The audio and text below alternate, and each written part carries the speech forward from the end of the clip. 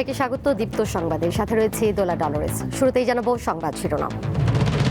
জনপ্রশাসনে মূল্যায়ন হবে মেধা, দক্ষতা ও সততার ভিত্তিতে, ঢাকায় ডিসি সম্মেলনে প্রধানমন্ত্রী। জাতীয় সংসদে অপ্রাসঙ্গিক আলোচনা বেশি, উপেক্ষিত জনগুরুত্বপূর্ণ ইস্যু বলছেন বিশেষজ্ঞরা। নারায়ণগঞ্জে বিভিন্ন প্রতিষ্ঠানে লোডশেডিং এর প্রভাব, খাদ্যদ্রব্য উৎপাদন ব্যাহত হওয়ার শঙ্কা।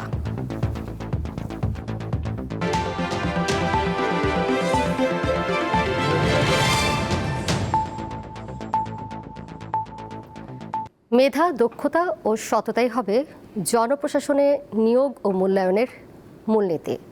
আজ 4 দিনের ডিসি সম্মেলন উদ্বোধন করে এ কথা বলেন প্রধানমন্ত্রী তারেক রহমান। বর্তমান সরকার জনগণের আকাঙ্ক্ষা গুরুত্ব দিয়ে জুলাই সনদের প্রতিটি দফা বাস্তবায়ন করবে বলে জানান প্রধানমন্ত্রী। রবিবার সকালে রাজধানীর ওসমানী স্মৃতি মিলনায়তনে সারা দেশের জেলা প্রশাসকদের নিয়ে 4 দিনের ডিসি সম্মেলন শুরু হয়। এতে বিভাগীয় কমিশনাররাও অংশ নেন। প্রধান অতিথি হিসেবে যোগ দেন প্রধানমন্ত্রী তারেক রহমান। উপস্থিত ছিলেন মন্ত্রী, প্রতিমন্ত্রী ও সচিবরাও। সম্মেলন উদ্বোধন করেন প্রধানমন্ত্রী। পরে তিনি জেলা প্রশাসকদের উদ্দেশ্যে দিক নির্দেশনামূলক বক্তব্য রাখেন। জনপ্রশাসন যদি সঠিকভাবে কাজ করে তাহলে অবশ্যই জনগণের রায় যে প্রতিফলিত হয় সেটি আপনারা প্রমাণ করেছেন 12 তারিখের নির্বাচনে। আমরা চাই সততা, মেধা এবং দক্ষতাই হবে জনপ্রশাসনের নিয়োগ, বদলি কিংবা প্রমোশনের মূল নীতি। সরকারের সিদ্ধান্ত বাস্তবায়নের লক্ষ্যে একটি দক্ষ জনপ্রশাসন গড়ে তোলার উপর গুরুত্ব আরোপ করেন তারেক রহমান। শুধুমাত্র পদোন্নতি কিংবা নিজেদের পছন্দের জায়গায় পোস্টিং এর জন্য পেশাদারিত্বের সঙ্গে আপোষ করলে সংশ্লিষ্ট কর্মকর্তারা সাময়িকভাবে হয়তো লাভবান হতে পারেন, তবে সেটি সার্বিকভাবে জনপ্রশাসনের দক্ষতা এবং নিরপেক্ষতার উপরে একটা নেতিবাচক প্রভাব ফেলে। সুতরাং জনপ্রশাসনের কর্মকর্তাদের সব পদেই কাজ করার মানসিকতা থাকা জরুরি। সরকারের প্রধান নির্বাহী বলেন, ন্যায়ভিত্তিক রাষ্ট্র গঠনের লক্ষ্যে নির্বাচনী ইশতেহার ও জনগণের আকাঙ্ক্ষা বাস্তবায়ন করা হবে। নির্বাচনী ইশতেহার এবং জনগণের সামনে স্বাক্ষরিত যে জুলাই সনদ, আমরা সেই সকল কিছুর অর্থাৎ আমাদের ম্যানিফেস্টো এবং জুলাই সনদ, এটার প্রতিটি দফা, প্রতিটি অঙ্গীকার পর্যায়ক্রমে আমরা বাস্তবায়ন করতে চাই। আমরা এই ব্যাপারে বদ্ধপরিকর। বিদ্যুতের যথাযথ ব্যবহার নিশ্চিত করতে জেলা প্রশাসকদের কার্যকর ভূমিকার উপর জোর দেন প্রধানমন্ত্রী। সন্ধ্যা 7টার পরে আমরা চাইছি যে বিভিন্ন মার্কেট প্লেসগুলোতে যাতে বিদ্যুৎ ব্যবহার না হয়। সঞ্জিতা প্লাবনী, দীপ্ত সংবাদ, ঢাকা। খেয়াল রাখতে হবে। সারা দেশে গত 24 ঘন্টায় হাম আক্রান্ত ও সন্দেহজনক হামে 10 জনের মৃত্যু হয়েছে। একই সময় হাসপাতালে ভর্তি হয়েছে 1261 জন। রবিবার স্বাস্থ্য অধিদপ্তরের প্রতিবেদনে এই তথ্য জানানো হয়। প্রতিবেদনে আরও জানানো হয়েছে, গত 15 মার্চের পর থেকে হামে 50 জনের মৃত্যু হয়েছে। এছাড়া সন্দেহভাজন হামে মৃত্যুর সংখ্যা 244 জন। আর 15 মার্চের পর থেকে নিশ্চিত হাম আক্রান্ত হয়েছে 5313 জন। একই সময়ে সন্দেহভাজন হাম আক্রান্তের সংখ্যা 40,491 জন। এখন পর্যন্ত হাম সন্দেহে হাসপাতালে ভর্তি হয়েছে 27,816 জন এবং হাসপাতাল থেকে ছাড়া পেয়েছে 20,090 জন।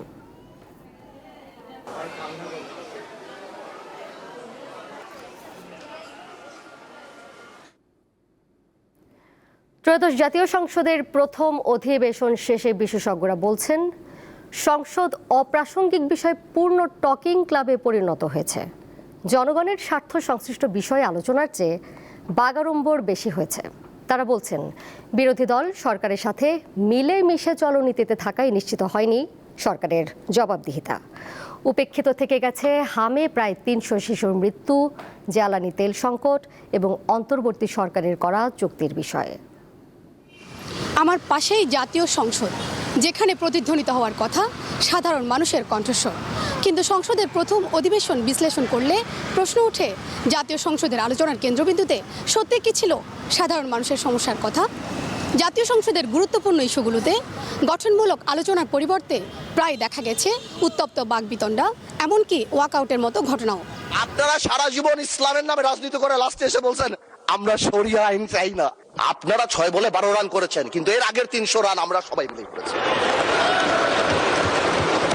যারা কখনো কখনো কনফর্মিস্ট, যারা কখনো কখনো রিফর্মিস্ট, তারা মূলত হচ্ছে অপরচুনিস্ট। মাননীয় স্পিকার, যদি আমি এই সংবিধান মানি তাহলে এই অন্তর্বর্তীকালীন সরকারের বৈধতা প্রশ্নবিদ্ধ হয় মাননীয় স্পিকার। অথচ জাতীয় সংসদে আলোচনা হওয়ার কথা ছিল দ্রব্যমূল্য বৃদ্ধি, সাধারণ মানুষের সমস্যা, শিক্ষা, স্বাস্থ্যসেবা, মানবাধিকার সহ জনস্বার্থ সংশ্লিষ্ট বিষয়গুলো নিয়ে আলোচনা। তারা আমাকে ফজা পাগলা বলে কথা বলে, উনি একদিনই তা বলেছেন। তারা নাকি সভ্য, তারা নাকি ইসলাম। শহীদ পরিবারের লোক তো জামাত করতেই পারে না, আর জামাত করলে ডাবল অপরাধ করতেছে। 12 মার্চ থেকে 30 এপ্রিল পর্যন্ত 25 কার্যদিবসে জাতীয় সংসদ কি নিয়ে উত্তপ্ত ছিল, চলুন দেখে নেওয়া যাক। এখন সংসদ থেকে ওয়াক আউট করছি।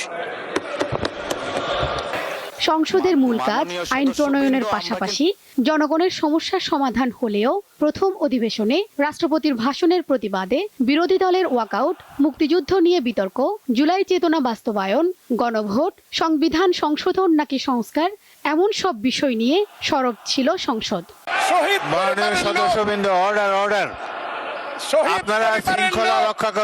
চোখ রাখি সাম্প্রতিক সময়ে জনভোগান্তি তৈরি করেছে এমন খবরগুলোর দিকে। গত এক সপ্তাহের সংবাদপত্র বিশ্লেষণ করলে চোখে পড়ে হামে শিশু মৃত্যু, জ্বালানি তেলের জন্য মানুষের সীমাহীন ভোগান্তি, হাওড়ে বন্যার মতো জনদুর্ভোগের খবরগুলো।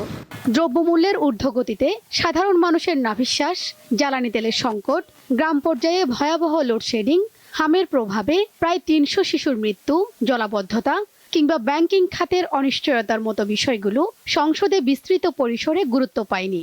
আমাদের সাথে আছেন গবেষক ও লেখক আলতাফ পারভেজ।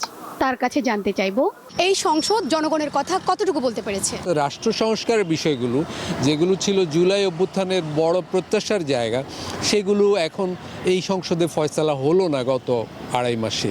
যুক্তরাষ্ট্রের সাথে বাংলাদেশ যে বাণিজ্য চুক্তি করেছে এবং জাপানের সাথেও করেছে, এই চুক্তিগুলো সংসদে উত্থাপিত হওয়া প্রয়োজন ছিল।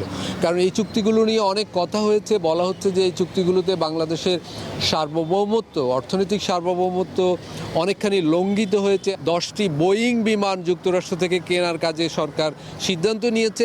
এটা খুব বিস্ময়কর যে একটা নির্বাচিত সরকার, নির্বাচিত সংসদ থাকার পরেও সংসদে আলোচিত না হওয়ার আগেই একটা চুক্তি বাস্তবায়ন শুরু হয়ে গেছে। বিশ্লেষকরা বলছেন, জাতীয় সংসদের অবস্থান এমন হওয়া উচিত যেখানে জনগণের সমস্যা সমাধান, সরকারের উন্নয়ন পরিকল্পনা, সরকারের জবাবদিহির মতো বিষয়গুলোর স্পষ্ট অবস্থান থাকতে হবে। যে সংসদের প্রতিটি মুহূর্ত পরিচালিত হয় জনগণের ট্যাক্সের টাকায়, সেখানে যদি গণমানুষের কণ্ঠস্বর জোরালো না হয়, তাহলে প্রশ্ন থেকে যায় এই আলোচনা কাদের জন্য। শিউলি শবনম, দীপ্ত সংবাদ, ঢাকা। যাচ্ছি পরের প্রসঙ্গে। ঈদুল আজহার এখনও 3 সপ্তাহেরও বেশি বাকি। এরই মধ্যে রাজধানীতে কোরবানির পশু কিনছেন কেউ কেউ, তবে দাম বেশি, প্রতি কেজি 520 টাকা। ঈদুল আজহায় পছন্দের গরু কুরবানির মাধ্যমে ত্যাগের বহিঃপ্রকাশ করেন ধর্মপ্রাণ মুসলমানরা। অনেকে 1-2 মাস আগেই পশু কিনে খামারে রেখে দেন ঈদের সময় বাড়তি ঝামেলা এড়াতে। এবারও রাজধানীর বিভিন্ন খামার ঘুরে পছন্দের গরু কেনার চেষ্টা করছেন অনেকে। এবার প্রতি কেজি গরুর জন্য গুনতে হচ্ছে 520 টাকা। সেই হিসাবে প্রতি মণ পড়ে 20,800 টাকা। তবে ওজন ছাড়াও মিলছে পশু। মিডিয়াম সাইজের গরুগুলো চাইতেছি, এগুলো আমাদের দামের সঙ্গে আমাদের ইয়ার সঙ্গে মিলতেছে না, একটু বেশি মনে হচ্ছে। তো ওদের সবার একটা কথা, খাবারের দাম বেশি। তো খাবারের দাম বেশি, সবসময় কি খাবারের দাম বেশি থাকে, এটা আমি বুঝতেছি না। খামারিরা বলছেন পশুখাদ্য ও পরিবহন খরচ আগের চেয়ে বেড়েছে। এর প্রভাব পড়েছে কুরবানির পশুতে। গত বছরের থেকে এবার খাবারের কস্টিংটা অনেক বেশি, কারণ খাবারের দাম বেশি এবছর মার্কেটে।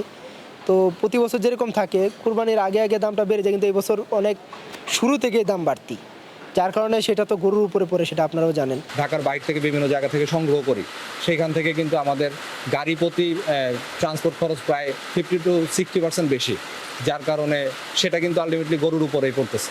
এই কারণে আমাদের গরুর কস্টিংটাও বেশি পড়তেছে। বরাবরের মতো এবারও কুরবানির জন্য ছোট গরুর চাহিদা বেশি বলে জানান খামারিরা। বড় গরু নেয় কেউ, সেই ক্ষেত্রে একটু দাম ওই তুলনায়, ছোট গরুর তুলনায় বড় গরুর দামটা কম আর কি। আলোয়ান খান, দীপ্ত সংবাদ, ঢাকা। আজ বিশ্ব মুক্ত গণমাধ্যম দিবস। বিশ্বের অন্যান্য দেশের মতো বাংলাদেশেও দিনটি পালিত হচ্ছে। এবারের প্রতিপাদ্য শান্তিপূর্ণ ভবিষ্যৎ গঠন, মানবাধিকার, উন্নয়ন ও নিরাপত্তার জন্য সংবাদপত্রের স্বাধীনতার প্রসার। 1991 সালে ইউনেস্কোর সুপারিশ এবং 1993 সালে জাতিসংঘের সাধারণ সভার স্বীকৃতির পর থেকে প্রতি বছর 3 মে বিশ্বজুড়ে সাংবাদিকদের অধিকার আদায়ের অঙ্গীকার নিয়ে বিশ্ব মুক্ত গণমাধ্যম দিবস পালিত হয়ে আসছে। কিন্তু গণমাধ্যম এখনও পুরোপুরি মুক্ত হতে পারেনি।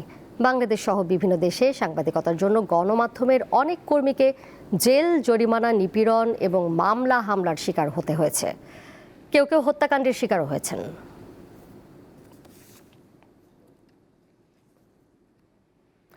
গণমাধ্যমের বিশ্বাসযোগ্যতা তলানিতে ঠেকেছে বলে মন্তব্য করেছেন গণমাধ্যম সংস্কার কমিশনের সাবেক প্রধান কামাল আহমেদ। রবিবার সকালে রাজধানীতে ধানমন্ডিতে বিশ্বমুক্ত গণমাধ্যম দিবস উপলক্ষে আলোচনা সভায় তিনি কথা বলেন। UNESCO, transparency international, Bangladesh, TIB এর যৌথ উদ্যোগে আলোচনা সভার আয়োজন করা হয়। সভায় কামাল আহমেদ আরও বলেন, গণমাধ্যমের মালিকদের হস্তক্ষেপের কারণে বর্তমান পরিস্থিতি সৃষ্টি হয়েছে। কামাল আহমেদ মনে করেন, কিছু গণমাধ্যমের মালিকের প্রভাব ও নিয়ন্ত্রণের কারণে সম্পাদকরা স্বাধীনভাবে সিদ্ধান্ত নিতে পারেন না। সংকট উত্তরণে গণমাধ্যমের টেকসই অর্থনৈতিক মডেল দরকার বলে মনে করেন তিনি।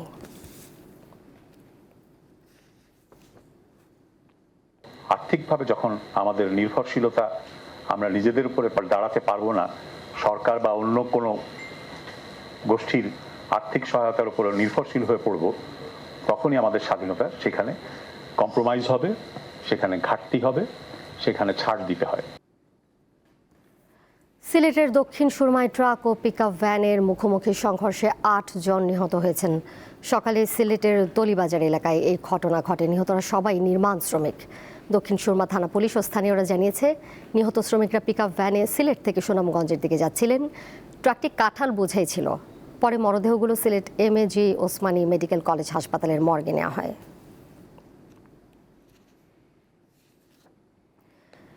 দেশের 13 জেলার উপর দিয়ে ঝোড়ো হাওয়া বয়ে যাওয়ায় সতর্কবার্তা দিয়েছে আবহাওয়া অধিদপ্তর। এদিকে লঘুচাপের বর্ধিতাংশ পশ্চিমবঙ্গ থেকে উত্তর বঙ্গোপসাগর পর্যন্ত বিস্তৃত রয়েছে। এর প্রভাবে কুয়াকাটা সংলগ্ন বঙ্গোপসাগর কিছুটা উত্তাল রয়েছে। প্রতিনিয়ত জোয়ারে নদ নদীর পানি স্বাভাবিকের চেয়ে কিছুটা বৃদ্ধি পাচ্ছে। এছাড়া পটুয়াখালী, নোয়াখালী, কুমিল্লা ও কক্সবাজার সহ দেশের 13 জেলার উপর দিয়ে 45 থেকে 60 কিলোমিটার বেগে অস্থায়ী দমকা বা ঝোড়ো হাওয়া বয়ে যেতে পারে। এসব নদী বন্দরসমূহকে 1 নম্বর সতর্ক সংকেত দেখিয়ে যেতে বলেছে আবহাওয়া অফিস। এদিকে নেত্রকোনার মগরা নদীর পানি বৃদ্ধি অপরিবর্তিত থাকায় কিছুটা স্বস্তি ফিরেছে হাওড় অঞ্চলের কৃষকদের। টানা বৃষ্টি ও পানিতে তলিয়ে থাকা ধানক্ষেত থেকে সংগ্রহ করা ধান শুকাতে ব্যস্ত সময় পার করছেন কৃষকরা। এছাড়া দেশের বিভিন্ন এলাকায় আরও 2 দিন ভারী থেকে অতি ভারী বৃষ্টি অব্যাহত থাকতে পারে বলে জানিয়েছে আবহাওয়া অফিস।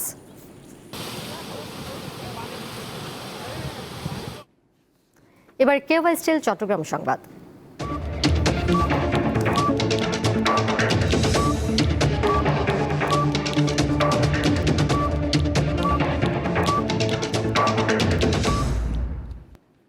চট্টগ্রাম শাহ আমানত আন্তর্জাতিক বিমানবন্দরে 27 লাখ টাকার 1345 কার্টন সিগারেট জব্দ করেছে কাস্টমস শুল্ক গোয়েন্দা। শনিবার রাত 11টায় বিমানবন্দরে অভিযান চালায় কাস্টমস শুল্ক গোয়েন্দা বিভাগ। বিমানবন্দরের জনসংযোগ কর্মকর্তা জানান, মাস্কট থেকে আসা একটি ফ্লাইটের যাত্রী চকরিয়ার মোহাম্মদ শামসুদ্দিনকে তল্লাশি করে 280 কার্টন সিগারেট পাওয়া যায়। এছাড়া আন্তর্জাতিক অ্যারাইভাল হলের 1 নম্বর লাগেজ বেল্টে যাত্রীবিহীন অবস্থায় 1065 কার্টন সিগারেট ও একটি ল্যাপটপ পাওয়া যায়। এসব পণ্যের চালান জব্দ করেন কর্মকর্তারা। তবে আটক যাত্রীকে বিমানবন্দরের কাস্টমস শুল্ক গোয়েন্দা ও কাস্টমস শাখা কর্তৃক মৌখিকভাবে সতর্ক করে ছেড়ে দেওয়া হয়েছে। চাঁদাবাজ, বিবাহিত ও অছাত্রদের নিয়ে জেলা ছাত্রদলের কমিটি গঠনের প্রতিবাদে সড়ক অবরোধ করে কমিটি বাতিলের দাবি জানিয়েছে রাঙ্গামাটি ছাত্রদলের নেতাকর্মীরা। সকাল 11:30টার দিকে পৌরসভার সামনে থেকে বিক্ষোভ মিছিল শুরু হয়ে জেলা বিএনপির কার্যালয়ের সামনে আসে।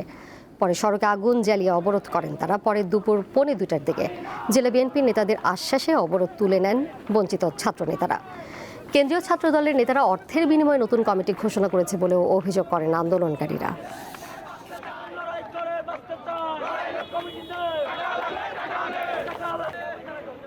নারায়ণগঞ্জে বিদ্যুতের লোডশেডিংয়ের কারণে খাদ্যদ্রব্যের প্রতিষ্ঠানে উৎপাদন ব্যাহত হচ্ছে, ফলে বাড়ছে পণ্যের দাম। সমস্যা সমাধানে দ্রুত পদক্ষেপ নেওয়ার দাবি জানিয়েছেন সংশ্লিষ্টরা। দেশের অন্যতম খাদ্যপণ্যের পাইকারি বাজার নারায়ণগঞ্জের নিতাইগঞ্জ। গম থেকে আটা, ময়দা, সুজি, ডাল সহ বিভিন্ন পণ্য এই বাজার থেকেই উৎপাদন ও সরবরাহ হয়। জ্বালানি সংকটের পাশাপাশি গত কয়েক সপ্তাহে বেড়েছে লোডশেডিং। এতে অনেক মিলে বন্ধ থাকছে উৎপাদন। বিদ্যুতের অভাবে ডিজেল চালিত জেনারেটরের ওপর নির্ভর করতে হচ্ছে কারখানা মালিকদের। কারেন্ট গেলে আর আসতে যায় না, 1 ঘন্টা পরে 2 ঘন্টা পরে 2 ঘন্টা বা 3 ঘন্টা লাগে বসে থাকি। মার খেতেছি, প্রোডাকশন হইতেছে না, মালিক আমাদের সাথে উল্টাপাল্টা কথা কইতেছে। ট্রাক ড্রাইভারদের অভিযোগ, পাম্পে সব সময় জ্বালানি তেল পাওয়া যায় না, আবার দামও বাড়তি। যদি আমরা জিজ্ঞেস করি আমাকে গাড়ি তেল দেন না, ড্রামে দিতেছেন, কয় এটা নেতাকে দিতে হয়, মুখ নেতারা দিতে নাহলে পাম্প বন্ধ হইব। আগে যদি 14,000 টাকা ভাড়া নিছি, এখন যদি 16-17,000 টাকা ভাড়া চাই, তারা মানতে চাইতেছে না, কারণ লিটার প্রতি আপনার 15 টাকা 16 টাকা বাড়ছে। ব্যবসায়ীরা বলছেন, বর্তমান পরিস্থিতিতে উৎপাদন সচল রাখা কঠিন হয়ে পড়েছে। আবার ট্রাক ভাড়াও বেড়ে গেছে 20 থেকে 30%। এসবের প্রভাব শেষ পর্যন্ত খাদ্যপণ্যের খুচরা বাজারে পড়ছে। ফ্যাক্টরির উৎপাদন ক্ষমতা 100 টন, এটা হয়তো 20% কম উৎপাদন হচ্ছে, ফলে আমার কিন্তু উৎপাদন খরচ বেড়ে যাচ্ছে। মানে একটা বস্তা যদি 100 টাকা বাড়ে, এটা তো আপনার কেজিতে আড়াই টাকা 5 টাকা বেড়ে যেতেছে। সব পাম্পে আগের মতো অ্যাভেলেবেল আপনার দিয়ে দুক, তেল সাপ্লাই দিয়ে দুক, আর আপনার লোডশেডিংটাও যাতে কমে, এটারই আমাদের কামনা। ট্রাক ড্রাইভারদের একটি বক্তব্য, ব্লেকে তারা তেল কিনতেছে 10-20 টাকা বেশি দিয়ে। এইটা কিন্তু আমাদেরকে খেয়াল রাখতে হবে যাতে করে কোনো সরবরাহ বিঘ্নিত না হয়। আমাদের কিন্তু এতে করে জিনিসপত্রের দাম বেড়ে যাবে, একবার জিনিসপত্রের দাম বেড়ে গেলে আর কমানো কিন্তু আমাদের জন্য মুশকিল হয়ে যাবে। জ্বালানি ও লোডশেডিং এর সমস্যা সমাধান করে উৎপাদন ও সরবরাহ স্বাভাবিক রাখার দাবি স্থানীয় ব্যবসায়ীদের। সাদিয়া চৌধুরী, দীপ্ত, বার্তাকক্ষ। সাভারে বিশেষ অভিযান চালিয়ে ইয়াবা ও মদ সহ 7 মাদক কারবারিকে গ্রেপ্তার করেছে ঢাকা জেলা উত্তর গোয়েন্দা পুলিশ। শনিবার রাতভর পৃথক অভিযানে সাভারের বিভিন্ন এলাকা থেকে তাদের আটক করা হয়। পরে তাদের বিরুদ্ধে মামলায় গ্রেপ্তার দেখিয়ে আদালতে পাঠানো হয়েছে। পুলিশ জানায়, গোপন সংবাদের ভিত্তিতে পরিচালিত অভিযানে হেমায়েতপুরের জাদুরচর এলাকা থেকে 100 পিস ইয়াবা সহ 3 জনকে আটক করা হয়। একই সময় বিরুলিয়া ইউনিয়নের সামাইর এলাকা থেকে 110 পিস ইয়াবা সহ আরও 2 জনকে গ্রেপ্তার করে পুলিশ। এছাড়া একই ইউনিয়নের কমলাপুর এলাকায় অভিযান চালিয়ে 65 লিটার চোলাই মদ সহ 2 জনকে আটক করা হয়।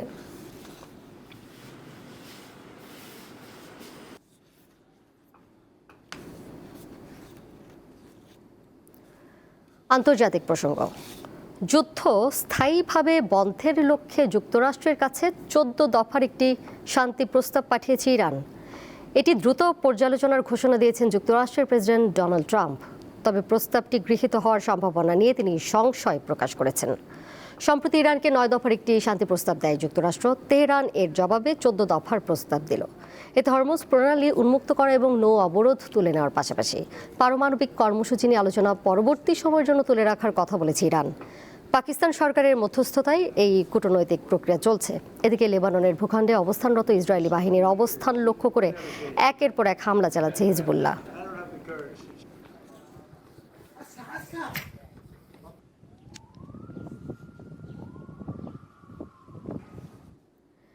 ইরানের তেল বাণিজ্যের সঙ্গে যুক্ত থাকার অভিযোগে চীনের 5টি প্রতিষ্ঠানের উপর নিষেধাজ্ঞা আরোপ করেছে যুক্তরাষ্ট্র। বেইজিং ওয়াশিংটনের এই কর্মকাণ্ডকে অন্য দেশের ওপর নিজেদের আইন প্রয়োগের অন্যায্য চেষ্টা হিসেবে অভিহিত করে এর নিন্দা জানিয়েছে।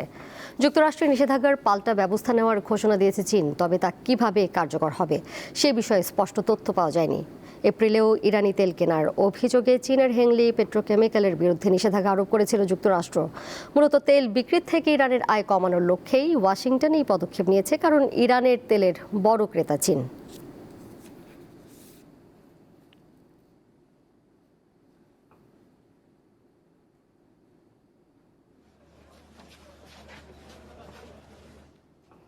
ফিলিস্তিনের অবরুদ্ধ গাজা ভূখণ্ডে যুদ্ধবিরতির মাঝেও প্রতিদিনই হামলা ও হত্যা চালাচ্ছে ইসরায়েল।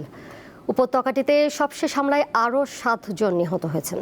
এতে করে এই ভূখণ্ডে 2023 সালের 7 অক্টোবর থেকে এখন পর্যন্ত মোট নিহতের সংখ্যা দাঁড়িয়েছে 72,608 জনে। নিহতদের এ তালিকায় হাজারো ভবনের ধ্বংসস্তূপের নিচে চাপা পড়া ব্যক্তিদের হিসাব করা হয়নি। গাজার স্বাস্থ্য কর্মকর্তাদের মতে গত বছরের অক্টোবরে যুদ্ধবিরতি ঘোষণার পর থেকে এই পর্যন্ত ইসরায়েলি হামলায় 828 জন নিহত হয়েছেন।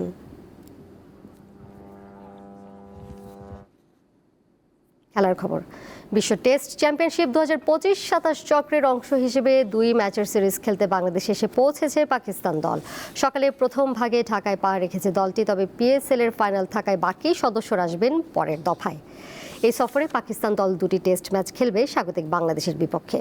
2 ম্যাচের সিরিজটি হবে মিরপুরের শেরেবাংলা জাতীয় ক্রিকেট স্টেডিয়াম ও সিলেট আন্তর্জাতিক ক্রিকেট স্টেডিয়ামে। প্রথম টেস্ট আগামী 8 মে শুরু হবে ঢাকায়, 16 মে দ্বিতীয় টেস্ট সিলেটে শুরু হবে।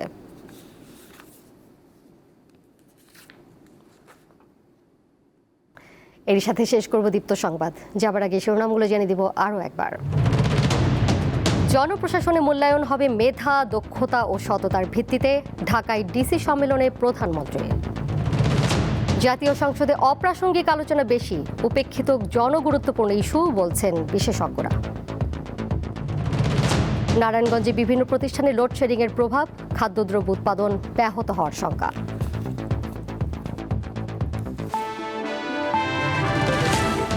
এই ছিল এখনকার মতো। পরের সংবাদ দেখবেন সন্ধ্যা 6:40। এছাড়াও আরও তথ্য এবং বিনোদনের নানা খবরাখবর জানতে যুক্ত থাকুন দীপ্তর ডিজিটাল প্ল্যাটফর্মে। ধন্যবাদ সবাইকে।